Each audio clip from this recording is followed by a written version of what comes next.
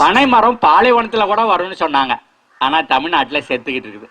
அப்படியானா என்ன அர்த்தம்னா தமிழ்நாடு மிக மோசமான பாலையாக மாறிக்கொண்டிருக்கிறது.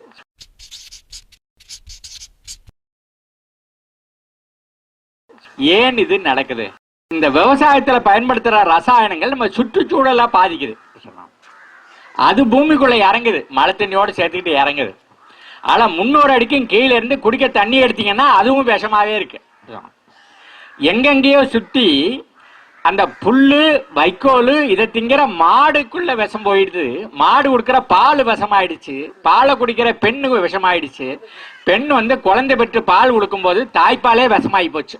இதை விட ரொம்ப மோசமான ஒரு நிலைமை உலகத்துல வேற எங்கேயும் வர முடியாதுன்னா, ஒரு தாய் தாம் பெற்ற குழந்தைக்கு கொடுக்கறதே விஷத்தை கொடுக்குறா அப்படின்னு சொன்னா இது உள ரீதியாகவும் உடல் ரீதியாகவும் நம்ம ஒரு ரொம்ப மோசமான ஒரு நிலையில இருக்கோம். அப்ப இதுல இருந்து விடுபடுவது எப்படி? நான் என்ன சொல்றேன்னாக்க, இயற்கையில சில விதிகள் இருக்கு. அந்த இயற்கை விதிகள் நீங்க நானு எல்லாம் பிறக்கிறதுக்கு முன்னாடியே இருந்தது. நாம செத்து போனா அதுக்கப்புறமா அது இருக்கும். அந்த இயற்கை விதிகளை மட்டும் நம்ம தெரிஞ்சுக்கிட்டோம்னா போதுமானது. நம்ம அதிகப்படியா என்ன பேசிட்டோம்னா 40 விழுக்காடு நைட்ரஜன் போடணும், N போடணும், 20 P போடணும், 20 K போடணும் அப்படின்னு. அது ரசாயனங்களை போட போட என்ன பண்ணுது, இந்த பூமியில இருக்கிற உயிரெல்லாம் செத்து போயிடுது. இப்ப இந்த மண்ணில் இருக்கிற அந்த உயிரை வளர்க்கணும்னா என்ன செய்யணும்? ரசாயனத்தை போடப்படாது, விஷத்தை போடப்படாது. போட்டா அது செத்து போயிடும். அதுக்கு பதிலாக அது கேட்கறது கழிவுகளை தான் கேட்குது. நம்ம ஆட்டுச்சாணியை போடும்போது, மாட்டுச்சாணியை போடும்போது, கோழிச்சாணியை போடும்போது, இந்த இலைதகளை வச்சு அதில் சாணி தண்ணியை தெளிக்கும் போது, கம்போஸ்ட் ஆக்கி மண்ணில் போடும்போது நம்ம என்ன செய்யறோம்? நம்ம நுண்ணுயிர்களுக்கு சாணி போடுறோம். பூமி கழிவுகளை மட்டும் தான் கேட்குது, வேஸ்ட்டுகளை மட்டும் தான் கேட்குது. ஆகையினால நாம வேஸ்ட்டுகளை மட்டும் நிலத்துக்கு திருப்பி கொடுக்க நம்ம பழகிட்டமாக்கும், நிலம் நமக்கு கொடுத்துக்கிட்டே இருக்கும்.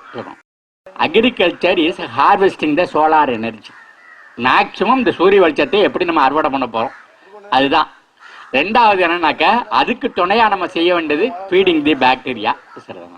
போட்டோசிந்தசிஸ்னு ஒன்று இருக்கு. சூரியன்லேருந்து வர்ற வெளிச்சத்தை அந்த பச்சை இலை வாங்கி அது சர்க்கரையா மாத்திடுச்சு. அது சர்க்கரையா மாத்தி தின்னு விட்டு அது மிச்சத்தை வேருக்கு அனுப்புது. அந்த வேறு எல்லா இடத்துலையும் பரவலா ஓடி பூமியில இருக்கிற தண்ணி எடுத்து மறுபடியும் பச்சை இலைக்கு அனுப்பிச்சுடுது. இலை வேருக்கு சாப்பாடு போடுறதே ஒழிய வேறு இலைக்கு சாப்பாடு போடவில்லை.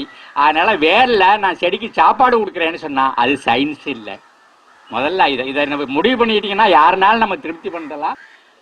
அப்ப நம்ம ஆட்டு சாணி மாட்டு சாணி இதெல்லாம் மண்ணில் போடுறோமே, அப்ப அது என்ன அப்படின்னா, அது என்னன்னா அந்த மண்ணில் இருக்கிற நுண்ணுயிர்கள் பாருங்க. நிறைய பாக்கெட்ல போட்டு விவசாயத்துலாம் கொடுக்குறோம். அசோஸ்பெயிலுங்கிறோம், ரைசோபியோங்கிறோம், பாசோபாக்டீரியாங்கிறோம், சூடோமோனாஸ்ங்கிறோம். அதெல்லாம் கண்ணுக்கு தெரியாத உயிர்கள். அந்த கண்ணுக்கு தெரியாத உயிர்கள் காத்துல இருக்கிற நைட்ரஜன் எடுத்து செடிக்கு சப்ளை பண்ணுது. பூமியில உறைஞ்சு கிடக்கிற பாஸ்பரஸை இலைக்கு சப்ளை பண்ணுது. அந்த பூமியில கிடக்கிற ஒவ்வொரு பொருளையும் பொட்டாசா மாற்றி அதுக்கு சப்ளை பண்ணுது. நீங்க எது எதெல்லாம் கடையிலேருந்து வாங்கியாந்து போடணும்னு நினைக்கிறீங்களோ அது எதையும் வாங்கியாந்து போட வேண்டிய அவசியம் கிடையாது. அவ்வளவையும் அது என்ன பண்ணுது, இந்த மண்ணில் இருக்கிற நுண்ணுயிர்கள் செய்து. அப்போ பூமியோட வளங்கிறதுனா 3 இருக்கணும். ஒன்று physical property of the soil, நிலம் பொல பொலன்னு இருக்கணும். ரெண்டாவது biological property of the soil, அதுல உயிரினங்கள் இருக்கணும், நுண்ணுயிர்கள் இருக்கணும், மண்புழுவெல்லாம் இருக்கணும், பூரா இருக்கணும், தவளை இருக்கணும், நண்டு இருக்கணும். மூணாவது இவைகள் எல்லாம் வேலை செஞ்சதுன்னா செடிக்கு வேணுங்கிற எல்லா ரசாயனங்களும் மண்ணில் வந்துடும். அதுக்கு பேரு chemical properties. Physical property, biological property, chemical property, 3 சேர்ந்தாதான் நில வளம். அந்த நிலம் தான் நம்ம செடிகளை வளர்த்து நமக்கு வேணுங்கிறலாம் வாரி வாரி கொடுக்கும்.